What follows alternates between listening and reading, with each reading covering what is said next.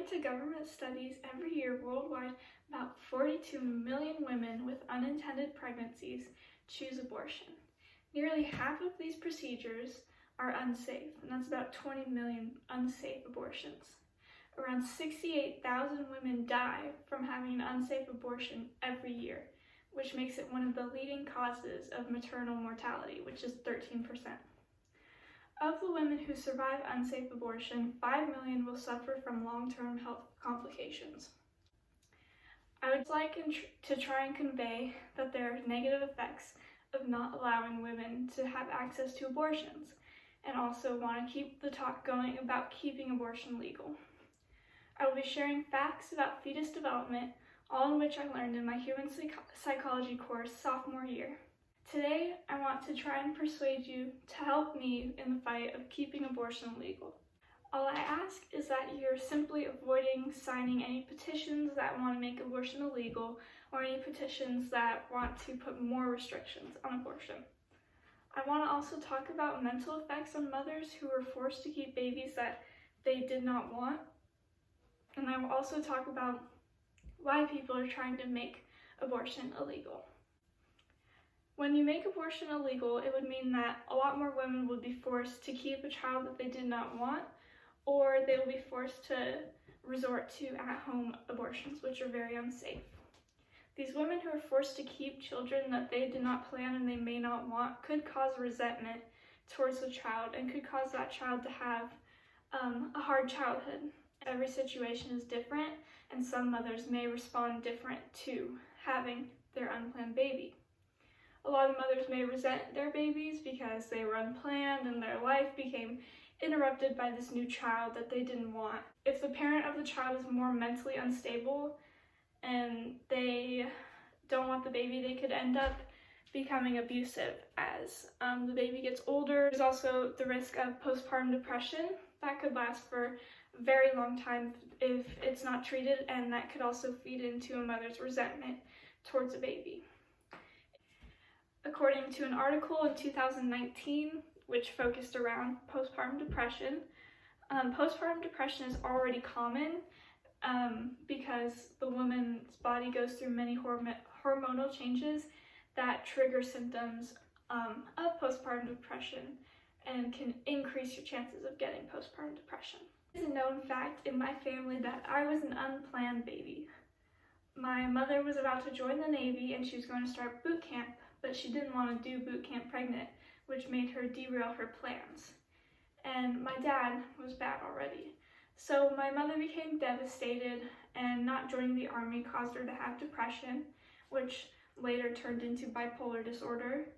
And after my birth, shortly after, she became an alcoholic, and my dad started using more heavy drugs. Abortion at the time was expensive, and my mom's bakery job at Vaughn's didn't give her insurance that would cover an abortion. So my childhood was a little rocky and nothing less than traumatic. It came with abuse and neglect and car wrecks. Where would my mom be now if her plans had continued on the right path, if she had the option to have an abortion? She may have had a better life than she does now. Many women may be overwhelmed by these hormonal changes that come along with pregnancy. Just like my mom was, some pregnant women may be so emotionally charged that they find the desperation that they need to attempt a very, very risky at-home abortion.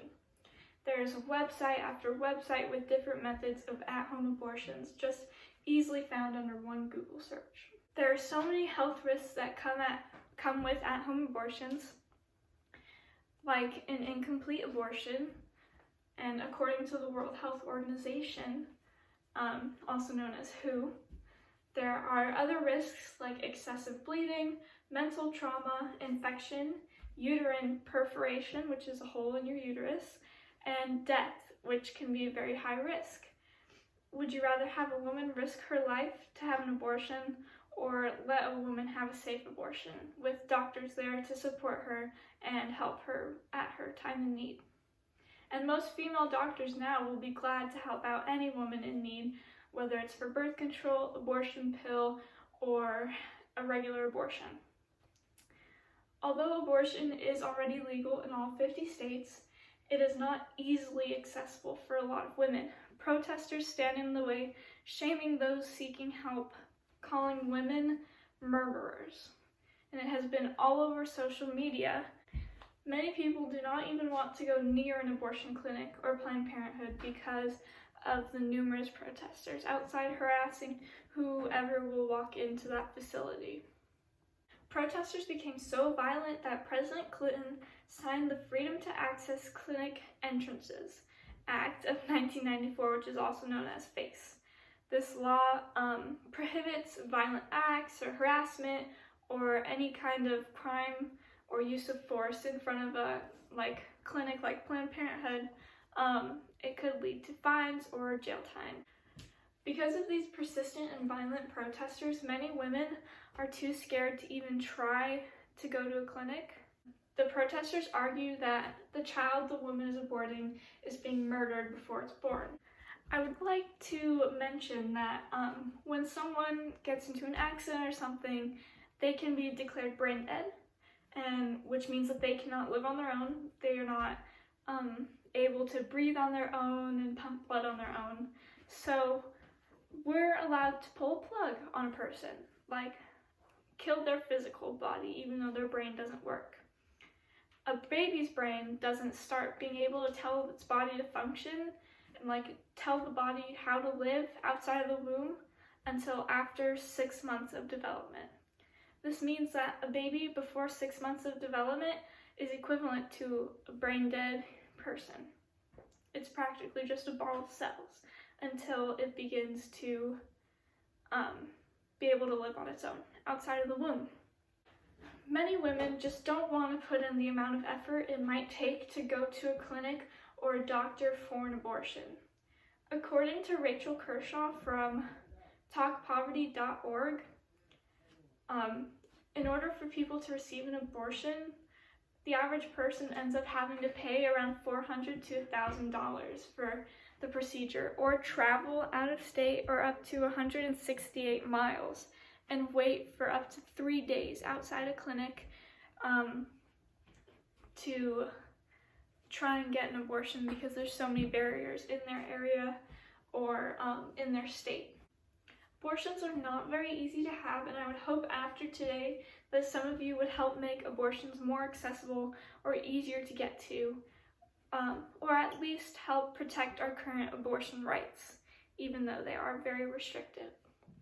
Protesters are sending out petitions, law proposals, and ban proposals to Congress, and even petitioning outside of stores and places like Planned Parenthood to try and get abortion to be banned or to add on more restrictions to abortion. I would like to say that the easiest way you can help is to simply just ignore all of them. Or when you turn 18, you can pay attention to laws or bans that are being proposed in your local elections or in the country's elections. When you see these, you should vote against restrictive laws, and you should vote for more accessible laws for abortion. Along with voting, you can also reach out to your local newspapers, media platforms, and news stations to try and bring attention to this cause. If we stop talking about it, eventually people will just forget about it, and people against abortion will win. So we don't want the conversation to die out. You can contact your local policymakers and try and get them to agree with less restrictive abortion laws. You can also become a volunteer clinic. Clinic escorts help women get in and out of these clinics safely without harassment from protesters and help make sure protesters don't physically harass them.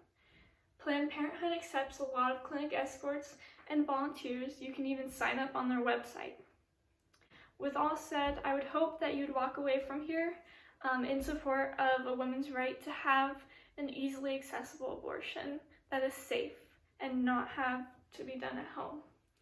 Hopefully protesters subside and let women choose what they want to do with their body, and it will help prevent unsafe abortions that are performed at home and will make women feel more comfortable to go to an abortion clinic.